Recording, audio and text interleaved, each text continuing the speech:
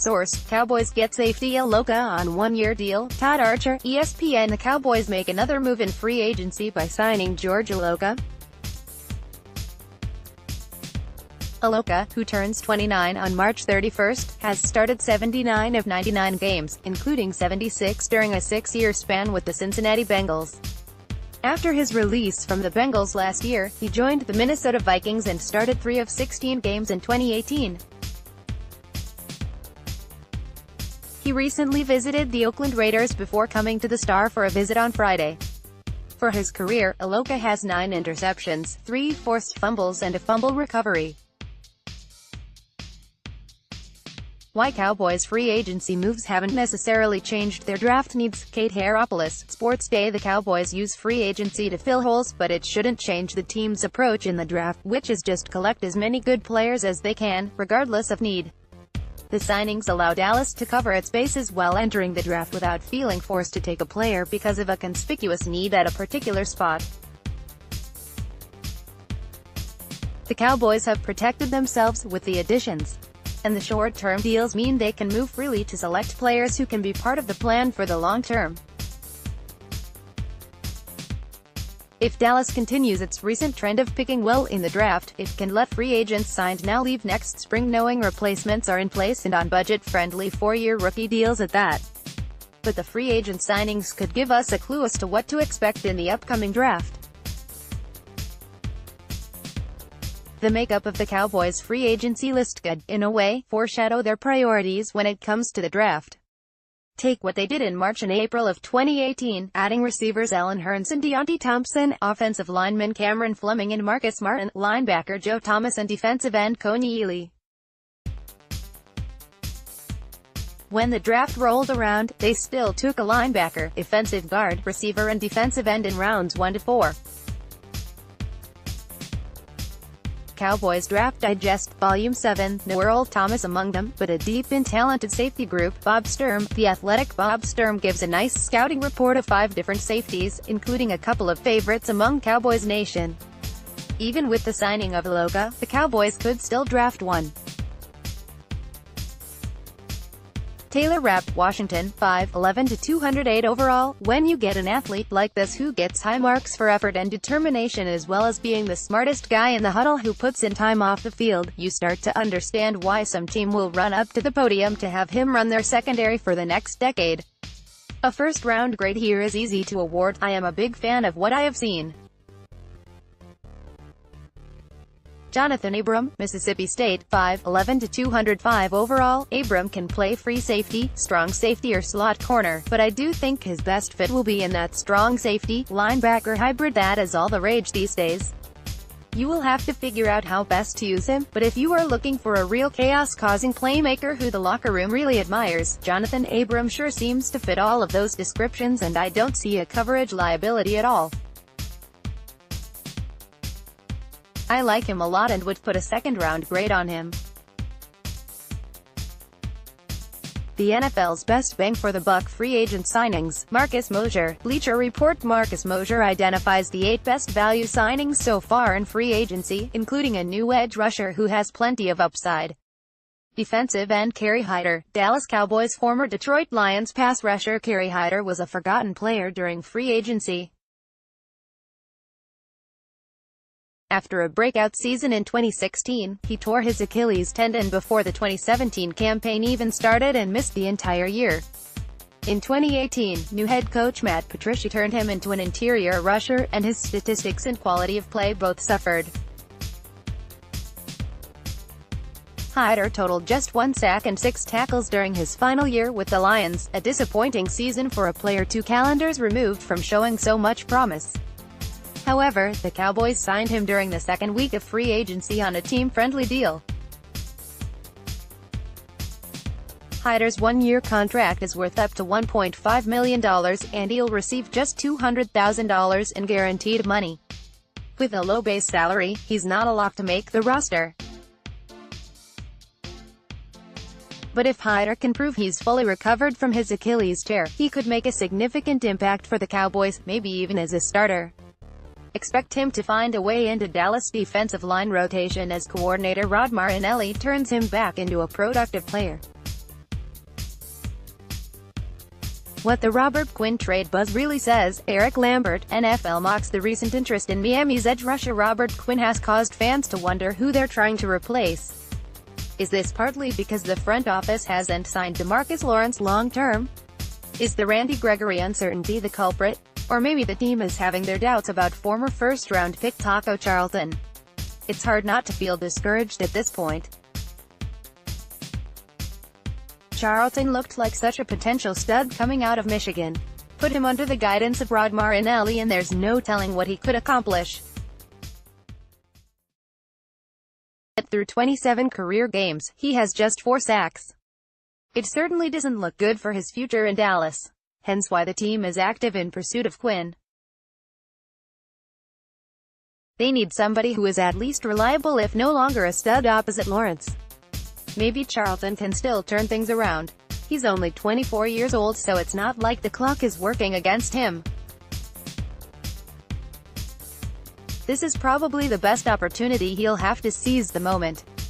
The team has basically thrown him a softball with Gregory out of the picture. Quinn will be competition if the Cowboys are able to secure the trade, but not somebody who's impossible to overcome. This would definitely be a welcome piece of good news for a defense in crisis. Jonathan Abram profile is one of Cowboys' 2019 Draft 30 national visits. Sean Martin, Cowboys Wire. Is it possible one of the top safeties fall all the way to 58? Sean Martin provides his scouting report of Mississippi State's Jonathan Abram.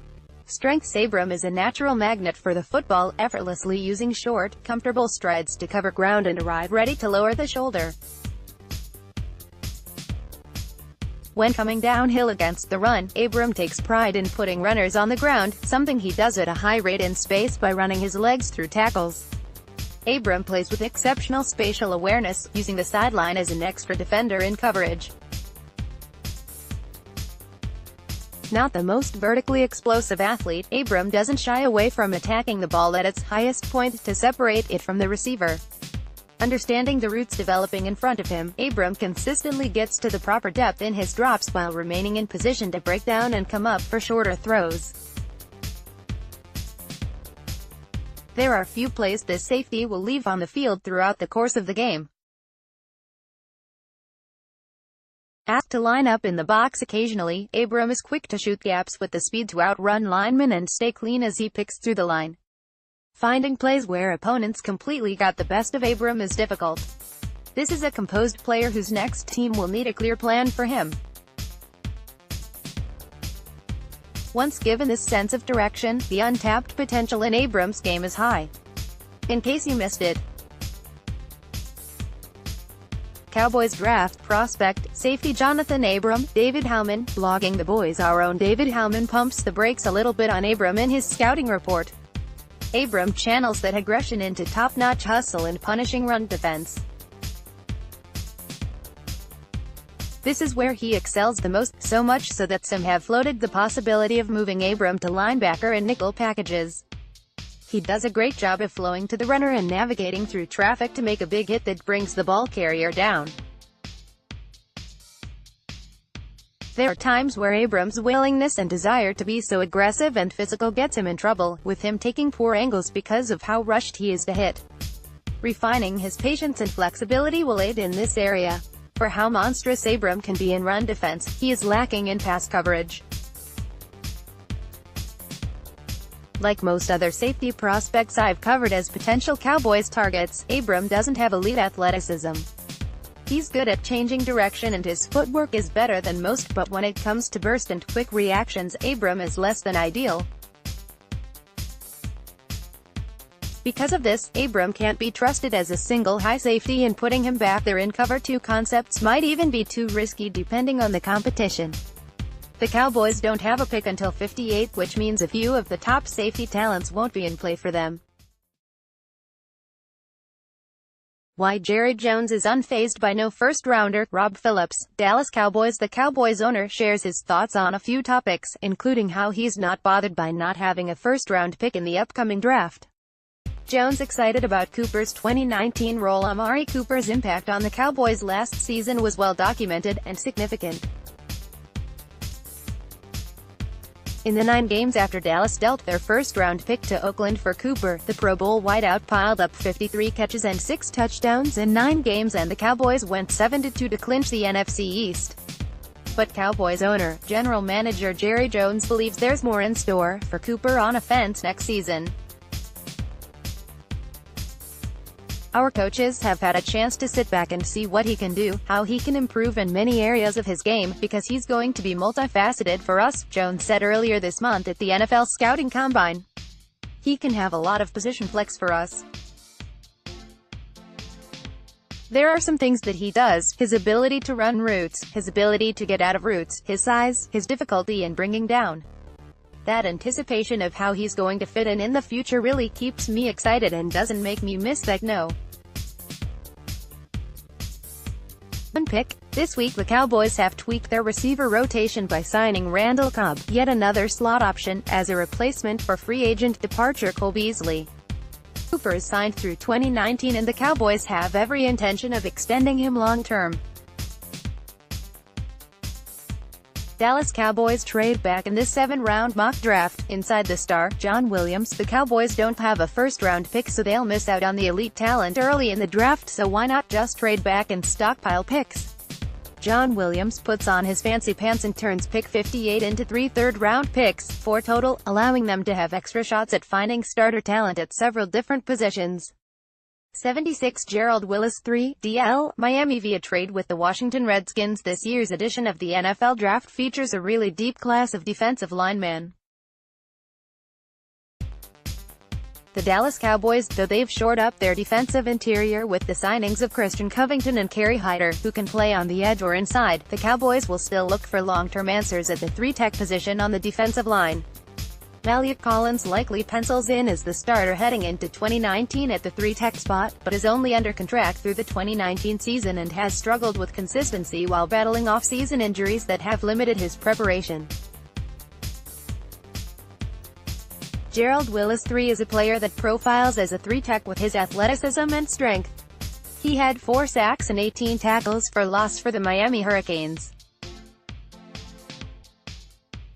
He's a raw player that only played 1 full season at Division I, but under the wings of defensive line guru Rod Marinelli, could be the solution to the Cowboys' interior pass rush. Cowboys 7th-round mock draft, March 22, 2019. KD. Drummond, Cowboys wire. There's always a chance that a talented player at a position of need falls to them at 58. The noble Drummond constructs one of my favorite mock drafts so far that could instantly wipe away some concerns and set them up nicely for the future. 2.23 Irv Smith Jr. Alabama 44 receptions, 710 yards, 7 TDs would get to learn under Jason Witten for a year. Better seam threat than blocker, but Jarwin Schultz can do that. Dallas Cowboys full 2019 NFL mock draft, Rucker Harangi, fan-sided. Could the Cowboys sneak an upgrade at tight end using their 3rd-round pick? Round 3, Jay Sternberger. When you're a team that has to pull a tight end out of the Monday Night Football booth, it's clear you have a need at the position. With all due respect to Jason Witten, he's at best a short-term solution for the Cowboys.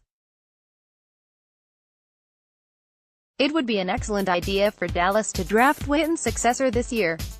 Providing a talented prospect like Sternberger a year to learn under the future Hall of Famer could pay big dividends for the Cowboys down the line.